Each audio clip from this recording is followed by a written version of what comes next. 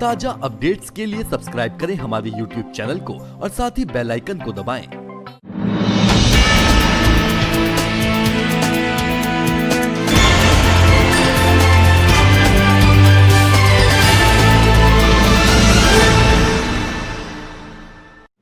चक्राता बाल विकास परियोजना द्वारा आज पोषण रथ को रवाना किया गया। रथ को ब्लॉक प्रमुख चक्राता निधि राणा ने हरी झंडी दी। ये रथ विकास खंड के प्रत्येक गांव से होकर गुजरा और पोषण सत्र 3 दिन तक चक्राता विकास खंड के गांव में 5 सूत्रों का प्रचार करेगा। साथ ही विकास परियोजना चक्राता द्वारा सामुदायिक स्वास्थ्य केंद्र चक्राता द्वारा कैंट इंटर कॉलेज में शिविर लगाया गया। अमोनिया कैंप में किशोरियों का हीमोग्लोबिन की जांच की गई। साथ ही उन्हें किशोरावस्था में अनेक शारीरिक बदलाव के बारे में भी बताया गया। इस मौके पर बतौर मुख्य अतिथि उप जिलाधिकारी चक्राता डॉक्टर अपूर्वा सिंह मौजूद रही। वहीं आशा कार्यकर्ताओं द्वारा पारंपरिक व्यंजनों को भी बनाया गया और पारंपरिक व्यंजनों के गुण व उसके लाभ के बारे में जानकारी दी गई। आशा कार्यकर्ताओं ने जौनसारी पारंपरिक नृत्य द्वारा जौनसारी भाषा में लोकगीत गाकर अपनी सदियों की परंपरा को दर्शाया। सभी सुपरवाइजर्स और आंगनवाड़ी कार्यकर्तियाँ और जो हमारी CDPO हैं उनके उसमें संरक्षण में ये कार्यक्रम किया गया, जिसमें 30 जो हमारी किशोरी बालिकाएं हैं उनका जो उनका अनीमिया की जांच, आयरन की जांच की जा रही है, प्लस वेट और हाइट के हिसाब से उनका अगर कोई कुपोषित या फिर अनीमिक निकलती हैं तो उनका डेटा भी रैंडम सैम्पलिंग से गैदर किया जा रहा है। प्लस यहाँ पर एक स्टॉल भी लोगों ने लगाई है जिससे कि लोगों को नॉलेज बांटी जा सके कि क्या क्या जो खाने में चीज़ें जो लोकली अवेलेबल हैं उनको कैसे हम यूज़ करके कैसे हम लोग कुपोषित होने से बच सकते हैं। आज हमने एक पोषण रथ रवाना किया है जो ये हमारे पोषण के जो 5 सूत्र हैं, 1000 सुनहरे दिन, एनीमिया, डायरिया और जो स्वच्छता की बात करते हैं हम और पौष्टिक आहार की जो बात करते हैं उसके संबंध में ये रथ पूरे चक्राता ब्लॉक में घूमेगा 3 दिन तक और इसका प्रचार प्रसार करेगा। हमारे जो जौनसारी डिश है, जो स्थानीय व्यंजन ये खेंडा है, ये विशेषकर जुगर्भवती महिला और धात्री महिला होती है, धात्री महिला उन महिला को कहते हैं जिसका बच्चा 6 माह से कम का होता है, तो उन स्वास्थ्य के लिए बहुत ही पौष्टिक होता है। चक्राता से श्रमिक मंत्र के लिए संवाददाता राहुल चौहान की रिपोर्ट। राजधानी देहरादून में विधानसभा सत्र आज पहले ही दिन हंगामे से शुरू हुआ। आप पार्टी के सैकड़ों कार्यकर्ताओं ने विधानसभा कूच किया, लेकिन सरकार की ओर से तैनात पुलिस कर्मियों के आगे प्रदर्शनकारियों की एक नहीं चली और उन्हें विधानसभा से पहले लगाए गए बैरिकेडिंग पर रोक दिया गया। तो वहीं आप पार्टी के प्रदेश प्रवक्ता रजिया बेग ने बताया कि प्रदेश में विपक्ष नाम की कोई चीज नहीं है, तभी आप पार्टी को सरकार के विरुद्ध विपक्ष की भूमिका में उतरना पड़ रहा है।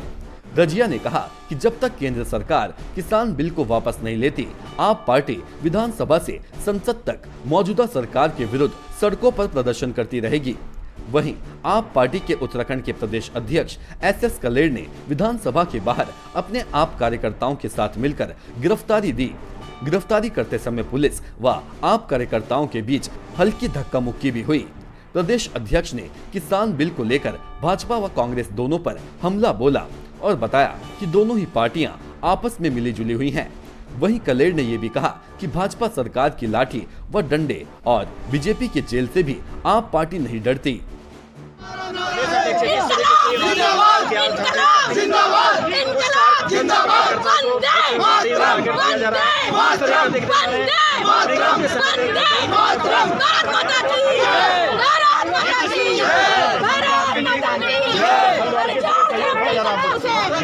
जिस तरीके से भाजपा गवर्नमेंट ने काले कानून किसानों के विरोध में लेके आई है, हम उसका विरोध करने उतरे हैं। आज जिस तरीके से कांग्रेस और भाजपा मिलकर एक हो चुकी है और उत्तराखंड में विपक्ष का नेता कोई नहीं रहा, उस पक्ष का काम आम आदमी और आम आदमी पार्टी करेगी। जिस तरीके से आगे कार्यकर्ता कुछ बस में भर के लिए जा रहा है, किस तरह के देखते हैं बल प्रयोग किया जा रहा है, उसको कैसे देखते हैं? हम भाजपा के किसी काले कानून से और भाजपा की लाठी से और जेल से नहीं डरते। हम संघर्ष करेंगे और उत्तराखंड के एक एक नागरिक की बात करके उठाएंगे। आम आदमी पार्टियों ने जो एक दिन के विधानसभा सत्र में और आज हमने जो घेराव करा है, मेन बात ये है इसमें कि कांग्रेस तो खत्म हो चुकी है। जो मुद्दे कांग्रेस को उठाने चाहिए थे, जो बिल पास हुआ एक्ट बना किसानों के विरोध का, हम उसके विरोध में आए हैं। किसानों के अगेंस्ट में ये बिल पास किया गया और सांसद की जो व्यवस्था थी, देखिए वो तो ये सब जग जाहिर हो चुका है इंडिया के अंदर कि हमारी संसद खत्म हो चुकी है। संसद खत्म होने का आज हमें बहुत बड़ा प्रूफ मिल गया है। कैसे कि जब डिवीजन मांगा था ना, चर्चा हुई किसानों के बिल के लिए, जब तुम बनाने जा रहे थे उसे विधेयक, तो किसानों से मशवरा होना चाहिए था।